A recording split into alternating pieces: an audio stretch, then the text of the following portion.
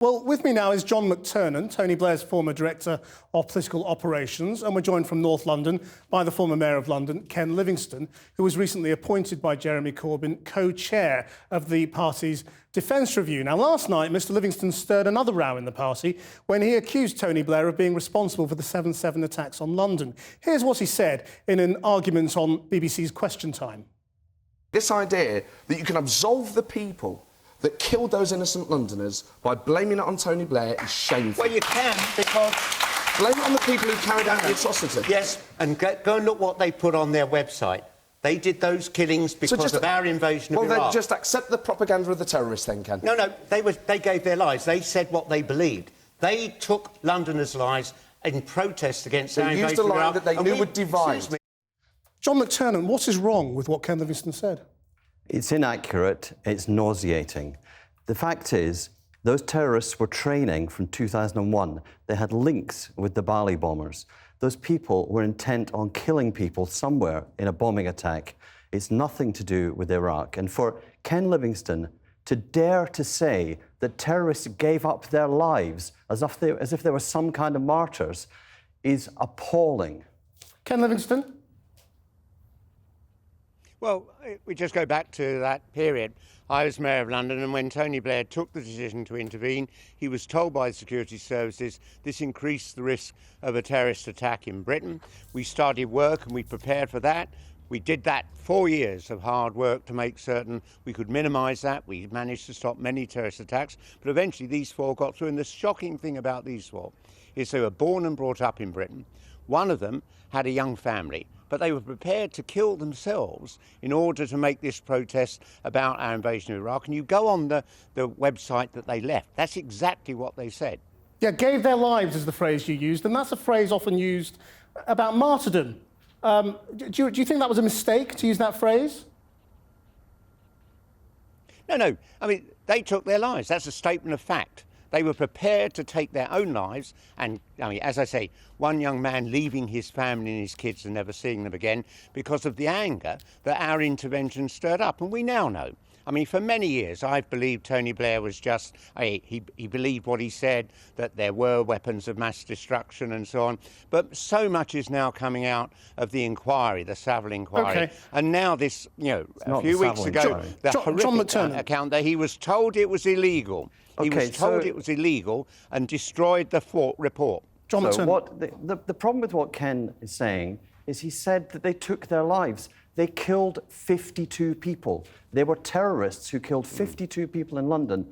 There is no excuse for that. And the words coming from Ken now are odious. He should have the honesty to apologise. He should probably be expelled from the Labour Party for what he said. George Gallo was certainly sent out of the party for far less than what he said. Unrepentant about saying that killers, terrorists who chose to kill Londoners, gave up their lives if they're martyrs, that they took their lives. But they did. They were suicide bombers killing other people with them. Factually, do you think the Iraq War made the prospect of an attack more likely? No, those people did not do the bombing on 7/7 because of the Iraq War. The security services know that they were training from 2001 onwards. That's before Iraq, well before Iraq, and they know that these people were in connection with the Bali bombers, the mastermind behind that. Ken Livingstone, are you saying that if there had been no Iraq War, then London wouldn't be a target? No, we became a target when we got involved in Afghanistan. And the reality is that we spent 4 years trying to minimise the impact of this. London has stood together. I met so we are a target now. Who've seen their loved ones killed. So you accept that we are a target now, as things stand, for jihadist extremism? We are a target now, and I find it appalling that we've seen a huge cut in our police forces at a time when we're increasingly a target from ISIS. If we go and start bombing, that will simply encourage them to attack us some more, and it won't defeat them. But you said we're targets already. If you want to defeat ISIS, put troops on the ground. John McTernan, I mean, Paris was bombing. Yeah. It may have been a factor in why Paris was hit, rather than London. Parisians were killed by terrorists who believe that ordinary men and women going about their life in Paris are pagans and prostitutes. That's an attack on all of us. Attack on Ken, attack on you, attack on me, attack on all the viewers, attack on our values. The problem with what Ken is saying is Mumbai Was India involved in the Iraq War?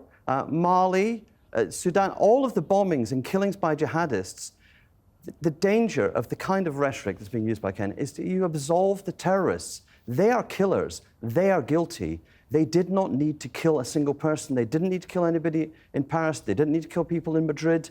They didn't need to kill people in New York. They're choosing to do this. But what a lot of people on Ken Livingstone's side say is if you bomb in Syria, you will make the threat greater.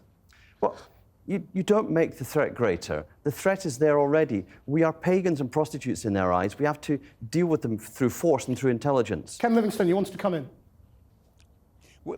The threat is there because we've intervened in the Middle East, not just over these last 15 years, but for decades. We've got a whole series of appalling lies that our British government said. I remember when I was a young kid that there was the illegal invasion of Egypt, and we lied about that.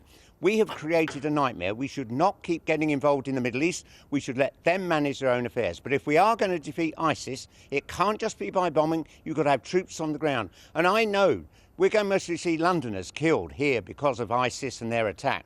But I don't just want ISIS destroyed so they can't do that. I want ISIS destroyed because of what they do to their own people in that area. Can we come people to like John McTernan and all the old Blairites have got to come to terms with the fact. Can we come to the domestic politics? You made this worse. You served a leader who lied to us, and that was part of the terrible consequences that led to the killings on our streets. Can we come to the domestic politics of this? Because Labour is clearly torn asunder by this. The deputy leader and the leader now at odds. Totally. How is this going to be solved? I mean, will a free vote solve this?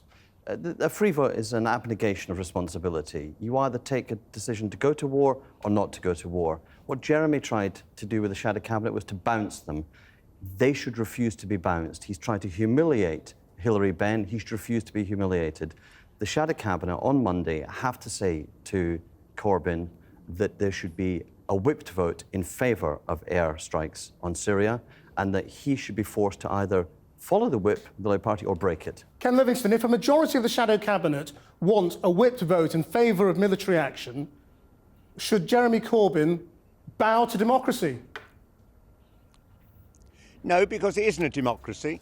I mean, the reality is the vast bulk of Labour Party members, and another 1,000 joined last week, are opposed to these airstrikes. And the reality is that the Parliamentary Labour Party does not reflect the opinion of Labour Party members, because during the Blair years, local parties weren't allowed to select the candidates they wanted. They had to choose from a list that had been agreed by the party machine and the party leadership, and good, decent Labour people were usually kept off that list.